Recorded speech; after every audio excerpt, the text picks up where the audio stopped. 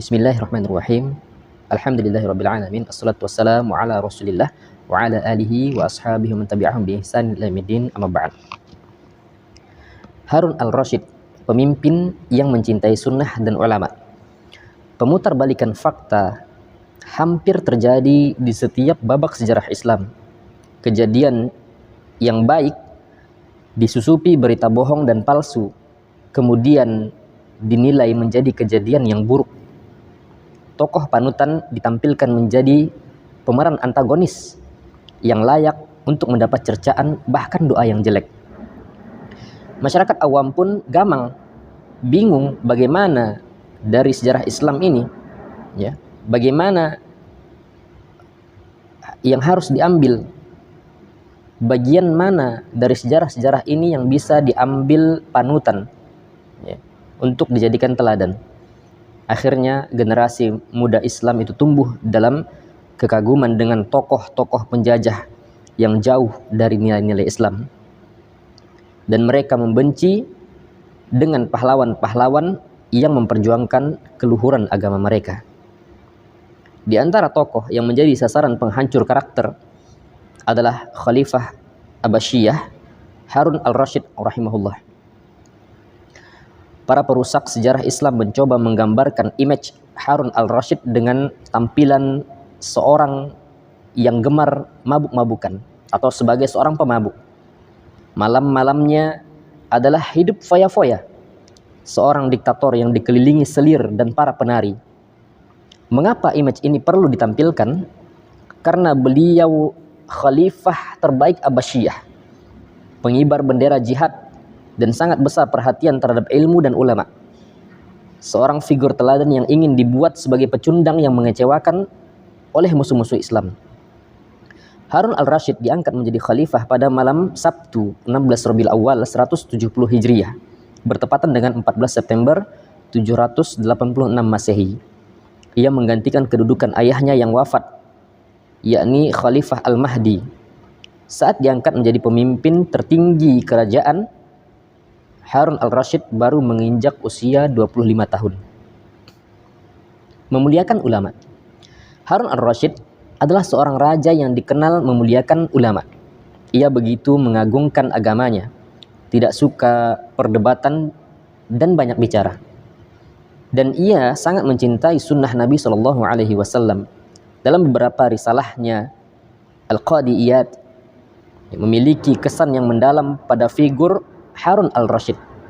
Beliau mengatakan, tidak aku ketahui seorang raja pun yang bersafar menempuh perjalanan belajar kecuali al-Rasyid. Ia berjalan bersama dua orang anaknya, Al-Amin dan Al-Ma'mun, untuk mendengar kajian Al-Muwatta yang disampaikan oleh Imam Malik rahimahullah. Saat akhir hayat sang khalifah, Abdullah bin Al-Mubarak bersedih.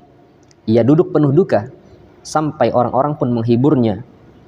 Abdullah bin Al-Mubarak adalah seorang ulama tabi'ut tabi'in, seorang yang saleh dan wara'.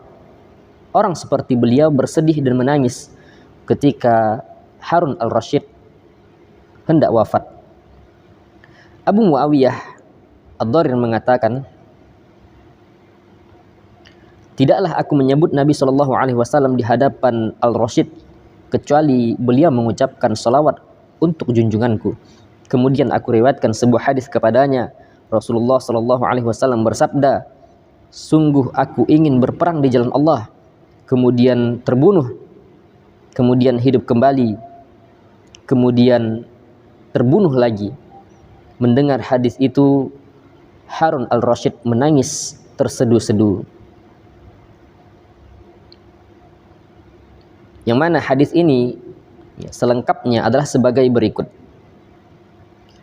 Walladzi nafsi biyadihi wadidtu anni aqatilu fi sabilillah fa uqtalu summa uhya summa uqtalu summa uhya summa uqtalu. Demi zat yang jiwaku berada di tangannya, aku berandai berperang di jalan Allah, kemudian terbunuh, kemudian hidup kembali, kemudian terbunuh lagi, kemudian hidup kembali, kemudian terbunuh kembali. Hadis riwayat Al-Bukhari dalam kitab At-Tamanni. Hadis ini menggambarkan tentang pahala jihad dan bagaimana keberanian Rasulullah SAW.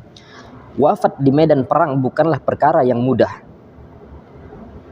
Dan wafat ketika berada di medan perang itu bukanlah kematian yang ringan. Wafat di medan perang adalah kematian yang memakan waktu, berhadapan dengan sesuatu yang menakutkan, melihat darah yang terkucur, dan rasa sakit yang tidak sesaat. Tapi beliau berani untuk melakukannya dan berharap pahala besar dari amalan jihad. Mendengar hadis ini dan semangatnya Rasulullah SAW dalam memperjuangkan Islam dan mendapatkan pahalanya, Harun al-Rasyid menangis terseduh-seduh. Anda baru saja membaca hadis tersebut. Bagaimana perasaan Anda? Apakah pada bacaan pertama Anda merasakan apa yang dirasakan oleh Harun al-Rasyid?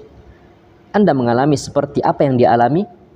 Dari sini barulah kita bisa membedakan antara cinta kita dengan Rasulullah SAW dan hadis beliau SAW berbeda dengan cintanya Harun al-Rasyid kepada Nabi SAW dan kepada hadis Nabi SAW.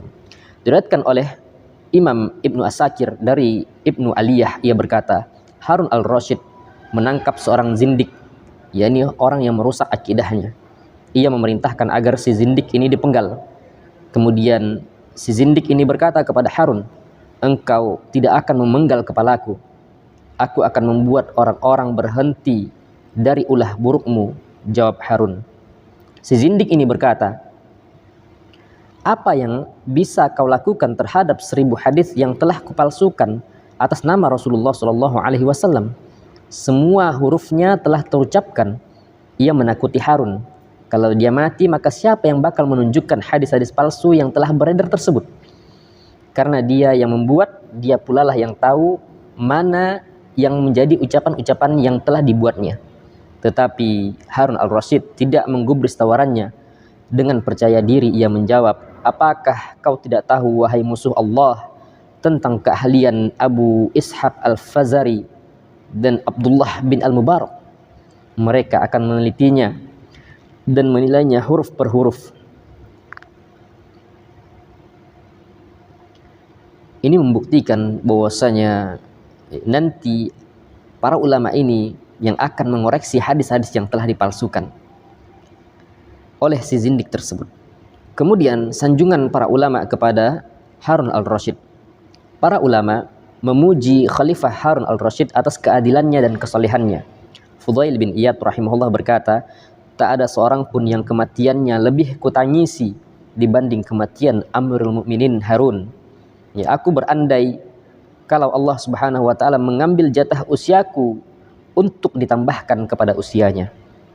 Murid-murid Fudail bin Iyad berkata, kami menganggap bahwa ucapan beliau hanya sanjungan berlebihan terhadap Harun al-Rasyid. Ketika Harun wafat, kemudian muncullah fitnah. Khalifah Al-Ma'mun menyebarkan pemahaman khalqul Quran di tengah masyarakat. Kami pun berkata, guru kita sangat paham terhadap apa yang ia ucapkan. Wassallallahu ala nabiyina Muhammad wa ala alihi wa ashabihi tabi'ah bi ihsan ila yaumil din. Subhanakallahumma bihamdika asyhadu an la ilaha illa anta astaghfiruka wa atubu ilaik.